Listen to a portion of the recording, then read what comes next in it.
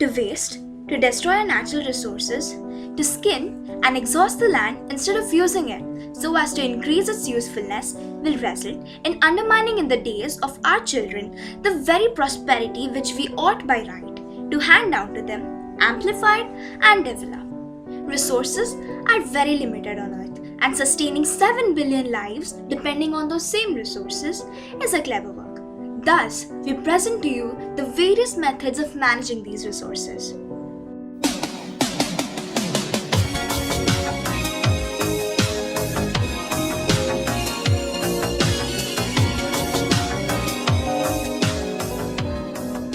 Every material in our culture ultimately comes from natural resources. The role natural resources have on earth is imperative indeed. That is why it is so important for us to have some accountability and why we need to protect and respect our environment. The nature helps to maintain the environmental balance and satisfy our needs to the fullest.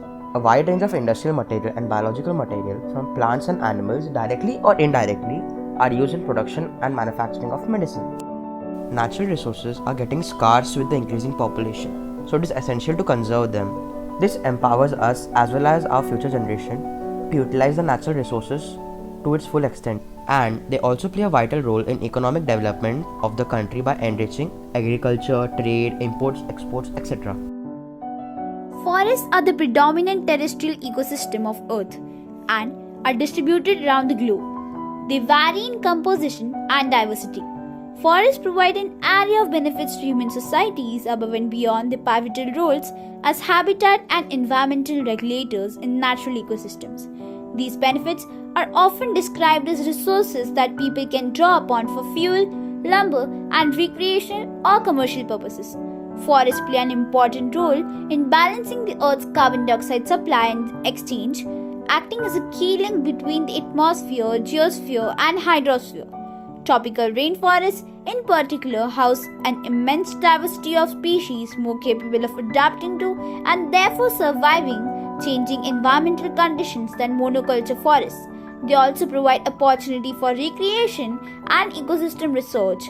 In spite of this economic value, much forest land is being taken out of forest production, largely due to urban sprawl, which has claimed forested areas that will never be replaced. As we keep depleting the forest, new problems keep spiraling upwards. In the last 8,000 years, about 45% of the Earth's original forest cover has disappeared.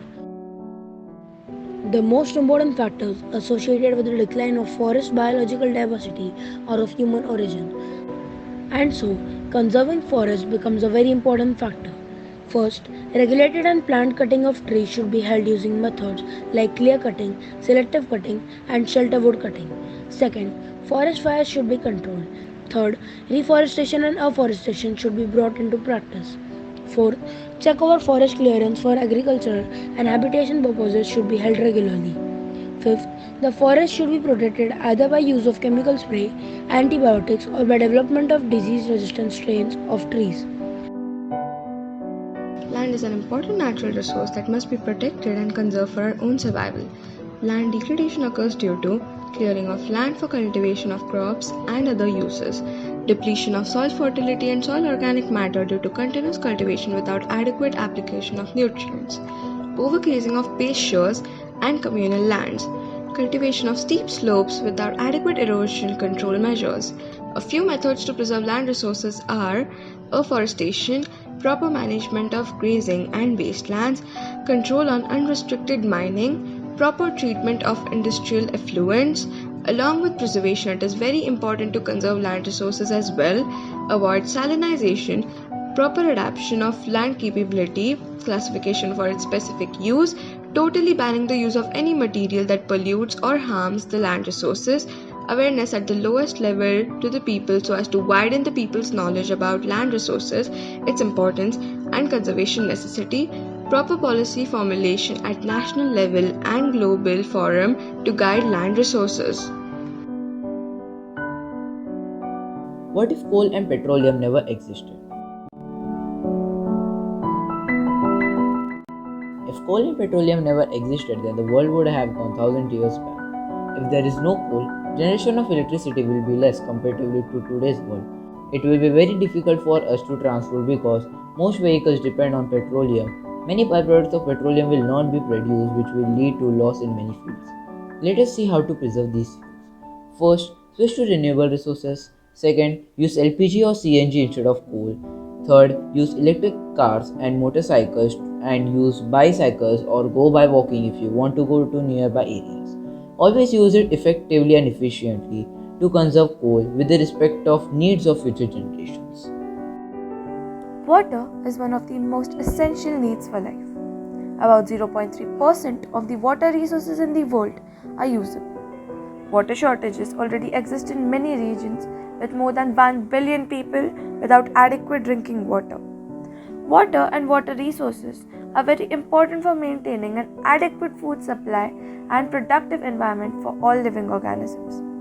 As human population and economies grow, global freshwater demand has been increasing rapidly.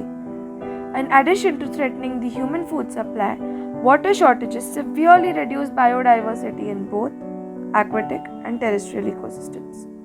The negative effects of global population increase, climate change impacts, and lifestyle changes are exerting growing pressures upon our vital resources, leading to widespread water stress in many countries. As a result, there is a growing realization of the urgent need to conserve water. Some measures to prevent water waste can be: irrigation should be done during the periods when the plant needs the most water. Other than this, limited irrigation should be done, or irrigation should be stopped completely and larger areas should be irrigated with the water saved here.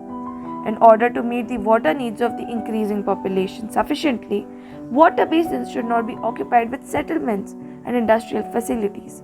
Water resources should not be polluted. Clean water resources and pastures and forests that serve as natural dams should be increased rather than reduced. The 5 Rs are refuse, reduce, reuse, repurpose, recycle.